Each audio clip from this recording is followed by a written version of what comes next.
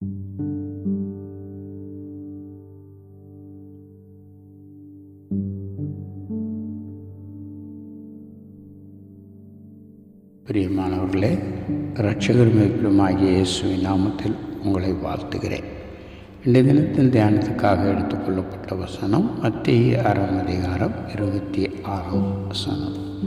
செய்தியின் தலைப்பு, நீங்கள் விசேஷித்தவர்கள். அல்லேலூயா. ஆகாயத்து பட்சிகளை கவனித்து பாருங்கள். அவைகள் விதைக்கிறதும் இல்லை, அறுக்கிறதும் இல்லை, களஞ்சியங்களில் சேர்த்து வைப்பதும் இல்லை.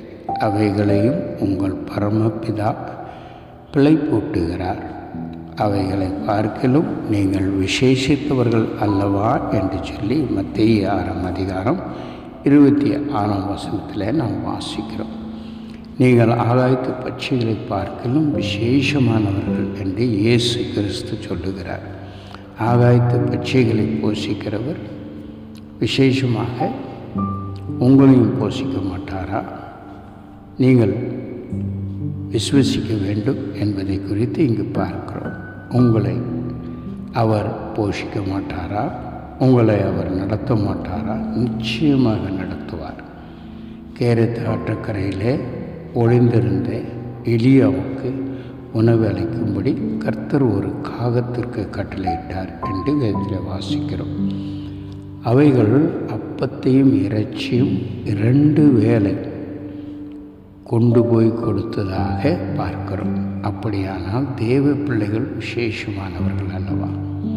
எனக்கு அருமையானவர்களே, நீதிமான் சந்ததி அப்பத்துக்கு இறைந்து திரிவதில்லை என்று வேதத்தில் நாம் வாசிக்கிறோம். ஆகாயத்து பறவைகளுக்கு பிழைப்பூட்டுகிற தேவன் நீதிமானுடைய சந்ததியை அப்பத்துக்கு இறந்து தெரிய விடுவாரா? எனக்கு அருமையானவர்களே, ஆகாரத்தை பார்க்கலும் சரீரம் விசேஷமானது என்று வேதம் நமக்கு படிப்பிக்கிறது. ஆகாயத்து பட்சிகளை பார்க்கலும் நீங்கள் விசேஷமானவர்கள்.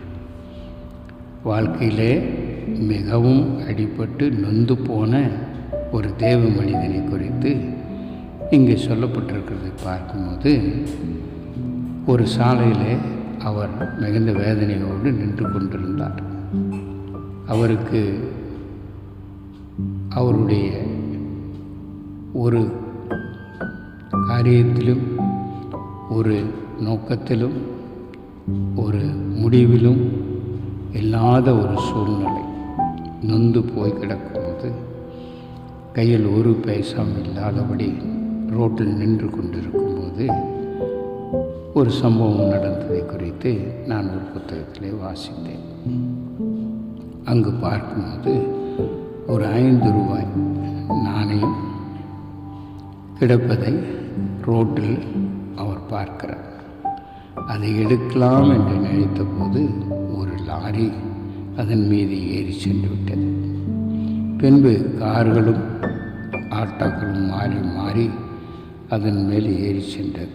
அதன் பின்பு மழையும் வந்தது, தாரும் அதன் மேல் ஓட்டி கொண்டது.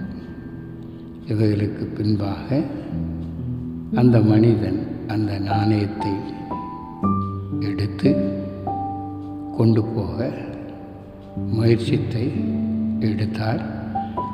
அப்போது ஆண்டவர் அந்த தேவ மனிதனோடு கூட இடைப்பட்டாராம். எப்படி என்று பார்க்கும்போது, மகனே, உன் வாழ்க்கையில் கொந்தளிப்பும் புயல்களும் போராட்டங்களும் மோதி அடித்தாலும், எவ்வளவு அடிக்கப்பட்டாலும், இந்த 5 ரூபாயின் மதிப்பு மாறாமல் அந்த நாணயத்தை அரசாங்க முத்திரை போட்டிருப்பதனால் பொருட்களை வாங்கலாம். அதுபோலவே மகனே, உன்மேல் என் முத்திரையை நான் பதித்து வைத்திருக்கிறேன் என்று சொன்னாராம். அப்போதுதான் அந்த தேவ மனிதனுடைய துக்கம் மாறியது என்று பார்க்கிறோம். அது மட்டும் இல்லாதபடி, நீ என்னுடைய சாயலாய் சிருஷ்டிக்கப்பட்டிருக்கிறதுனால் நீ விசேஷமானவன் என்று இயேசு அவரோடு பேசினார் என்று அவர் சாட்சி சொன்னார். எனக்கு அருமையானவர்களே, நீங்களும் கூட எவ்வளோ கஷ்டத்தை நெருக்கத்தை சந்தித்த போதிலும் கூட நசுக்கப்பட்டு போவதில்லை என்று விசுவசிக்க வேண்டும். நம் தேவன் நம்மை நசுக்கி விட மாட்டார்.